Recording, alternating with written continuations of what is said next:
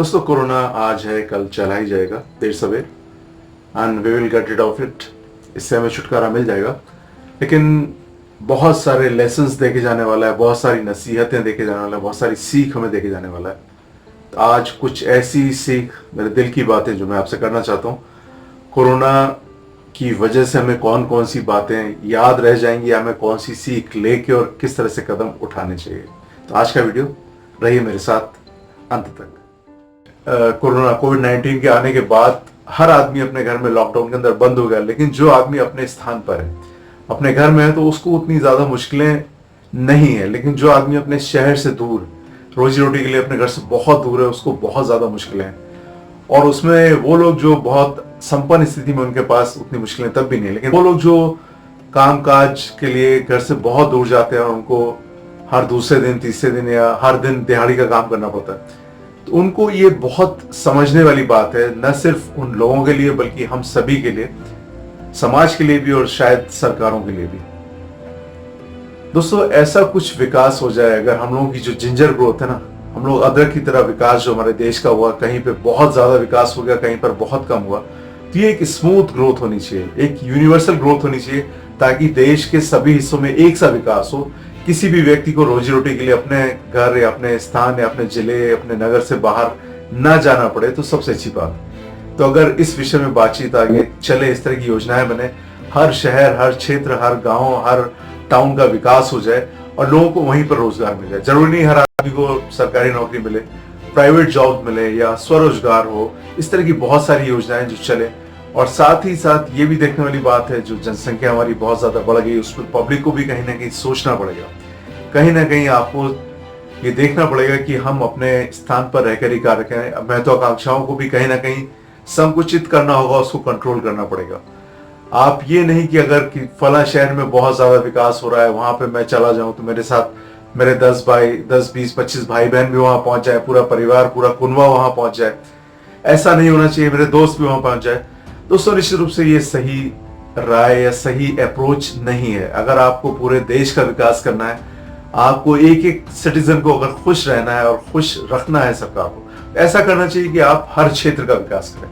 हर क्षेत्र का विकास करो, जो जिस लायक है, जो व्यक्ति जिस लायक है, उस तरह का वो चाहे नौकरी करे या व्यवसाय करे या स्वरोजगार करे, कुछ भी करे, कोई भी ऐसा काम करे जिसमें उसको थोड़ी बहुत इनकम हो जाए, कम से कम अपना रोजगार चला पाएगा, अपना पेट पाल सकेगा, अपना भरण पोषण कर सकेगा, अपने परिवार की रोजी रोटी चला सकेगा।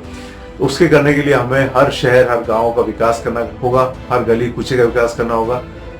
जैसे कि कुछ शहरों पर बहुत ज्यादा जनसंख्या का दबाव पड़ जाता है, खासतौर से मेट्रोपॉलिटन सिटीज, उसमें नाम लेने की जरूरत नहीं, आप सभी जानते हैं। और जब से नए राज्य बने, नए राज्यों की राजधानियों का विकास कुछ अधिक हो गया, अधिक विकास होने से वहां पर जनसंख्या का दबाव भी अधिक हो गया। तो अगर पूरे शहर का, पूरे राज्यों का विकास अलग अलग तरीके से हो, तो लोगों को वहां पे अपना गांव, अपना शहर छोड़ने की जरूरत नहीं पड़ेगी। उनको वहां रोजगार मिल जाएगा, रोजी रोटी मिल जाएगी। उसके साथ ही वो शायद अपना शहर छोड़ के नहीं जाएंगे। अगर जनसंख्या का दबाव कुछ शहरों पर ना हो करके पूरे देश में बराबर इवनली डिस्ट्रीब्यूट हो जाएगा, तो इतनी मुश्किलें भी नहीं आएंगी। अगर कोई इस तरह की बीमारी फैलती है तो वहां भी इतनी दिक्कतें नहीं आने वाली। तो मेरी पहला सजेशन यह है कि आप सभी लोग कोशिश कीजिए, जहां पर रह रहे हैं वहां पर रोजगार पाइए, चाहे थोड़ा कम मिले, पैसा थोड़ा कम मिले, लेकिन वहां पर अगर आप विकास करते हैं अपना खुद का या शहर का या गांव का, अपने क्षेत्र का, तो निश्चित रूप से आप सुकून से रह सकते हैं। सरकार के ऊपर भी दबाव कम होगा और इंडिविजुअल के ऊपर दबाव कम होगा, परिवार के ऊपर भी दबाव कम होगा। और एक और बात दोस्तों, हिंदुस्तान की सारी इकोनॉमी बेस्ड है एग्रीकल्चर के ऊपर, और अंत में यही समझ में आया कि एग्रीकल्चर के ऊपर बेस्ड इकोनॉमी को हमें ज्यादा बढ़ाना चाहिए, ताकि जो मुश्किलें आज के हालात हैं, आप देख रहे हैं, सबसे ज्यादा आटा, दाल, चावल, बेसिक रिक्वायरमेंट्स, उसके लिए आदमी परेशान है। तो अगर इन चीजों पर हम ध्यान देंगे तो लोकल एम्प्लॉयमेंट भी जनरेट होगा, आदमी गांव से पलायन भी रुकेगा, छोटे शहरों से पलायन रुकेगा और आदमी को रोजगार भी मिलेगा। तो मुझे लगता है कि कृषि बेस्ड, एग्रीकल्चर बेस्ड जो इंडस्ट्रीज हैं, उनको बढ़ावा मिलना चाहिए। उस तरह के प्रोडक्ट्स बनाए जाने चाहिए ताकि आदमी को अपने घर में रह के काम मिले, आदमी को उस तरह से काम मिले, उसको बाहर जाने की आवश्यकता ना पड़े। तो निश्चित रूप से एग्रीकल्चर बेस्ड इंडस्ट्रीज को बढ़ावा मिलना चाहिए और हमारे सारी इकोनॉमी बेस्ड है एग्रीकल्चर के ऊपर। और हिंदुस्तान में आज भी मुझे लगता है कि 60% के आसपास एग्रीकल्चर बेस्ड पॉपुलेशन है हमारी। उसके ऊपर ही फोकस करना चाहिए लोगों को भी, और अपने गांव शहर से पलायन नहीं करना चाहिए। और समय के साथ विकास तो हो ही रहा है, और विकास हो जाएगा, आपको वहां पे ज्यादा ऑप्शन मिलेंगे, ज्यादा रोजगार के अवसर मिलेंगे। वहां पर खोजिए आप किस तरीके से अपना विकास कर सकते हैं, अपने क्षेत्र का अपने योगदान दे सकते हैं उसमें, कृषि बेस्ड। और दूसरा जो कोरोना का एक संदेश है हम सभी के लिए, शायद वो ये कि हम लोगों को अब जॉइंट फैमिली की तरफ शायद ध्यान देना चाहिए। अभी क्या है कि न्यूक्लियर फैमिलीज बढ़ती चली जा रही हैं, हर आदमी अलग रहना चाहता है। ठीक है, कुछ आपको स्वतंत्रता मिल जाती है, कुछ आपके फ्रीडम मिल जाती है जिससे आप अपनी पसंद के काम कर पाते हैं, कुछ साल आप रह पाते हैं उसके लिए। लेकिन जरूरी नहीं कि आप अपना शहर छोड़कर ही जाए, आप उसी शहर में रह के भी न्यूक्लियर फैमिली रख सकते हैं। एक परिवार के लोग एक शहर में रह के कई जगह रह सकते हैं, उसके लिए जरूरी नहीं आप अपना शहर छोड़ें। तो इस तरह से दबाव अन्य शहरों पर नहीं पड़ेगा। और अगर आपको कम पैसे में भी अगर ऐसी कोई दुविधा कभी आती है तो सारा परिवार इकट्ठा होकर इन मुश्किलों का एक साथ सामना कर सकता है। तो जो हमारी भारतीय परंपरा रही है संयुक्त परिवार की, वो कहीं ना कहीं याद दिलाती है प्रकृति की भाई वो एक बहुत अच्छा संयोजन या बहुत अच्छी एक परंपरा थी जिसको हमें शायद फॉलो करना चाहिए था, और हम लोगों ने समय के साथ उसको छोड़ दिया।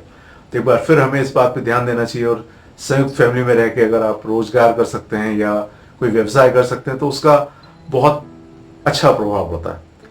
निश्चित रूप से उसके अपने अलग फायदे भी होते हैं। हाँ, थोड़ी सी आपकी इंडिविजुअल फ्रीडम जो होती है वो उतनी नहीं रहती, लेकिन फायदे ज्यादा है, नुकसान। दोस्तों, नेचर हमें सिखाता ही है कि भाई सारे मानव जाति, पूरा संसार एक है। हम लोग तो हमेशा से शुरू से पढ़ते आए हैं, बचपन से, वसुधैव कुटुंबकम, हमारे लिए पूरी दुनिया ही परिवार। लेकिन इस बात को कहना, दोहराना और उसको अपनाना, ये दो अलग अलग बातें हैं। इन दो बातों में बहुत ज्यादा डिफरेंस है। अगर आप उस बात पे अमल करके इस चीज को अपना लेते हैं तो दुनिया बहुत खूबसूरत है। लोग मिल के रह सकते हैं, किसी भी जाति, किसी भी धर्म, किसी भी वर्ण, किसी भी क्षेत्र या किसी भी देश, कहीं के भी हो। अगर ये फीलिंग सभी में आ जाएगी, निश्चित रूप से जो आज इतनी मुश्किलें हो रही हैं, जिस वजह से हम लोग डिवाइड हो जाते हैं, बट जाते हैं आपस में, वो नहीं होगा। जब बटेंगे नहीं आप, नेचर तो आपको यही सिखा रहा है। कोरोना आया, उसने बिना किसी भेदभाव के हर क्षेत्र में अपना दुष्प्रभाव दिखाया है, हर जाति पे दिखाया है, हर वर्ण पे दिखाया है। स्त्री हो, पुरुष हो, बच्चे हो, बूढ़े, जवान, कोई भी हो, किसी भी देश का हो, हर जगह उसने अपना विस्तार करके यही बताया कि प्रकृति किसी को अलग नहीं समझती और इंसान की समझदारी इसी में है कि वो भी किसी को अलग ना समझे। तो अगर हम लोग भी इसी परंपरा, इसी विचारधारा से आगे बढ़ेंगे तो निश्चित रूप से हमारे लिए बहुत अच्छा रहेगा। और कोरोना या कोविड-19 ने कम से कम ये बात तो सबके दिमाग में डाल ही दी है कि आपको अपना विकास चाहिए, आपको सुकून चाहिए, आपको शांति चाहिए, तो आप सबको एक मान के चलिए। किसी भी जाति, किसी भी धर्म, किसी भी वर्ण, किसी भी देश के लोग सब एक साथ हैं, इकट्ठे आगे बढ़ सकते हैं। आज की तारीख में पूरी दुनिया जो है, इट्स अ ग्लोबल विलेज आप कह सकते हैं। एक देश में, उस मायने में थोड़ा सा हिंदुस्तान खुशकिस्मत है, हमारे ऊपर वाले की मेहरबानी है कि यहाँ सारे संसाधन है। इतना ज्यादा डाइवर्सिटी किसी देश में एक साथ नहीं मिलती। ये हमारे लिए बहुत गर्व करने वाली बात है, लेकिन हम उसका फायदा नहीं उठाते और आपस में बढ़ जाता है। और बाकी तो पूरी दुनिया में कहीं पेट्रोल ज्यादा है, कहीं खनिज ज्यादा है, कहीं पर वेजिटेशन ज्यादा है, कहीं पर कुछ और ज्यादा है, कहीं टेक्नोलॉजी आ गई। तो अब आपको मिलकर ही रहना है। मिलकर रहना है तो एक साथ चलिए, आगे बढ़िए और एक दूसरे का ध्यान रखते हुए आगे बढ़िए। और जो बातें सुझाव से, समझदारी से बैठ के निपटाई जा सकती है, उनके लड़ाई कोई ऐसा मुद्दा नहीं होना चाहिए।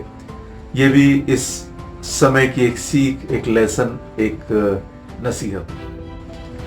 पॉल्यूशन से निजात, कोरोना की एक और नसीहत। दोस्तों, अब मजबूरी में ही सही, आपने देखा बहुत सारी गाड़ियां, किसी के पास कितनी भी गाड़ियां हो, लेकिन सारी गाड़ियां बंद हैं।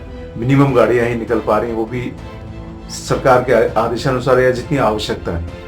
तो बहुत सारी गाड़ियां होने के बाद भी आजकल नहीं चल पा रही। तो फिर से एक बार 2 व्हीलर, साइकिल या इलेक्ट्रिक व्हीकल्स का जमाना आने वाला है।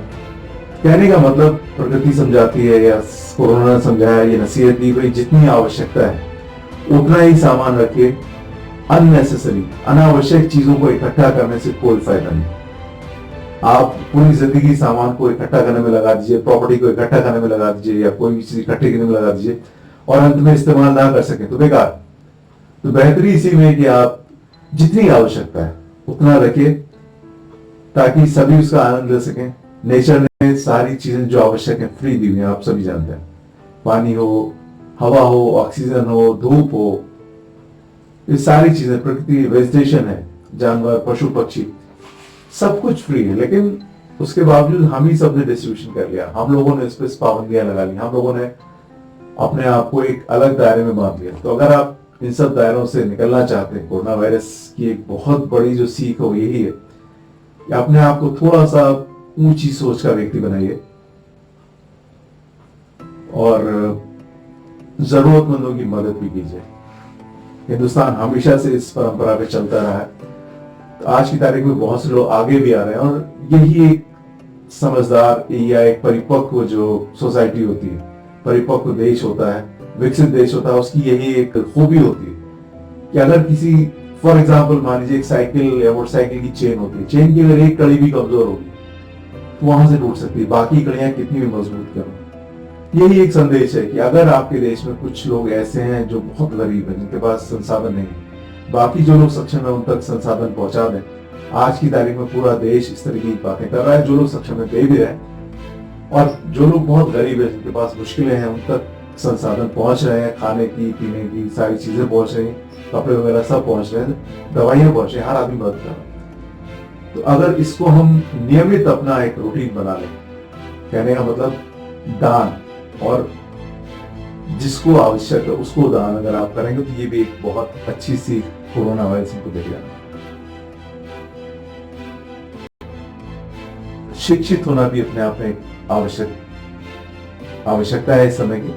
दोस्तों, अगर आप शिक्षित नहीं है तो आप किसी भी चीज को फॉलो नहीं कर पाते। अगर आप पढ़े लिखे नहीं है तो इस कोरोना पैंडेमिक ने यह भी सिखाया कि व्यक्ति को शिक्षित होना बहुत जरूरी है। आप किसी भी देश में, किसी भी कंट्री में, किसी भी सुदूर इलाके में अपने घर से पढ़े हुए, तो अगर आपको शिक्षित नहीं है, आपको जो सूचनाएं दी जा रही हैं आप उनको समझने में सक्षम नहीं है, या आप नहीं पढ़ पा रहे हैं, नहीं सुन पा रहे, नहीं समझ पा रहे, तो गलत समझ के आप आदेशों का उल्लंघन कर जाते हैं। उल्लंघन करने से कहीं ना कहीं आप संक्रमण का शिकार खुद भी होते हैं, दूसरों को भी कर देते हैं। अगर आप शिक्षित होंगे तो निश्चित रूप से आप आदेशों का पालन करेंगे, समझेंगे जो मैसेज आ रहे हैं कौन सा सही है, कौन सा गलत है, मुझे कौन से प्रिकॉशन लेने, ये सारी बातें आपकी समझ में आएंगी और समझने के साथ ही आप दूसरों को भी समझा पाएंगे। और इतनी सारी बातें समझ के आगे बढ़ेंगे निश्चित रूप से आप कहीं ना कहीं एक रोकथाम में अपना योगदान देंगे। साथ ही साथ अब योगदान के बदले में आप जितना शीघ्र हो सके उतना इस बीमारी को या कोई अन्य समस्या का निदान करें। और सिखाइए कि आज की तारीख में विकास होने के साथ साथ सभी को डिजिटल होना बहुत जरूरी हो गया। अगर आप डिजिटल नहीं है, यानी आपको डिजिटल पेमेंट्स या डिजिटल ऑनलाइन ट्रांजैक्शन से बुकिंग इन सब की जानकारी नहीं है, या आपको कंप्यूटर, लैपटॉप, मोबाइल की जानकारी नहीं है, तो वो आपके लिए एक बहुत दुर्भाग्यपूर्ण बात है। आप चीजों की सुविधाएं होते उसका लाभ नहीं उठा पाते। आज की तारीख में अगर आपको कोई भी फायदा उठाना है, किसी सरकारी योजना का फायदा उठाना है, या आप किसी मुश्किल में फंसे, आपको कोई सूचना देनी है, तो अगर आप इस तरह के जानकारी रखते हैं, आप डिजिटली एडवांस हैं, आप थोड़ा बहुत एडवांस ना भी, आप इतना सीख रखते हैं कि आप कोई भी ऐप डाउनलोड कर सकते हैं, उसको इस्तेमाल कर सकते हैं और बेसिक चीजें ट्रांजैक्शन कर सकते हैं, बैंक से पैसे निकालना, नहीं निकालना। अब जैसे एटीएम पे भी कह रहे हैं कि कोरोना वायरस का खतरा हो सकता है, या आप बाहर निकलेंगे उसमें भी खतरा है, लेकिन बैंक से अगर आप ऑनलाइन ट्रांजेक्शन करते हैं, मान लीजिए आपको बिल पेमेंट करनी है या टिकट बुक करना है या कोई भी ऑनलाइन चीजें मंगवानी है, तो आप ऑनलाइन पेमेंट करके, ऑनलाइन ऑर्डर प्लेस करके आप इन सारी दुविधाओं से, इन सारे संक्रमणों से बच सकते हैं। तो ये बहुत जरूरी कि आप जितना जल्दी हो सके आप ऑनलाइन ट्रांजेक्शन सीखें, आप डिजिटल दुनिया का हिस्सा बने।